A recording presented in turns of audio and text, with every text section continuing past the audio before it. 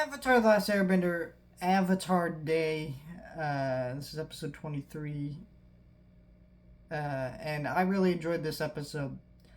I think this episode is not one of my favorites, but I think it does do some excellent foreshadowing of a decision Aang is going to have to make, which I have a very controversial opinion of, but we'll talk about that when we talk about the finale. Foreshadowing, I guess, for videos upon videos upon videos down the line. Like, we're not even close to talking about that, but we'll talk about it.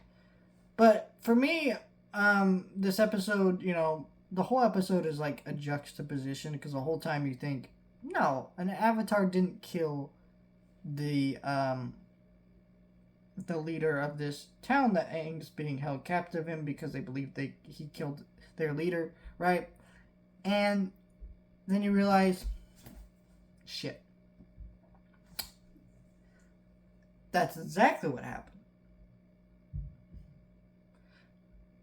Because Kyoshi admits it and tells the story, and it's very odd because you just don't expect it, but it does foreshadow the decision. Will Aang have to kill the Fire Lord?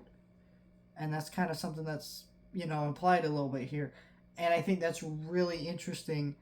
And I think the way they went about it was very fascinating. I think that we'll see more of this later in the show, but I like how they set it all up here.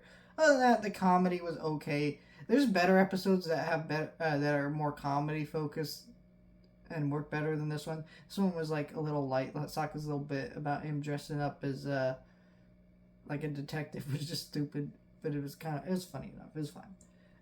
The subplot of the episode that was Zuko and Iroh, just Zuko becoming this, the blue spirit again, robbing from people, and that moment where just Iroh tells Zuko not to give in to despair is just beautiful, and then they grow apart, and that sets up, of course, the very famous episode Zuko Alone, which we'll talk about later. Right now, next episode is Blind Bandit, the introduction of Toph, so I'm excited about that. But really good episode that works really, really well.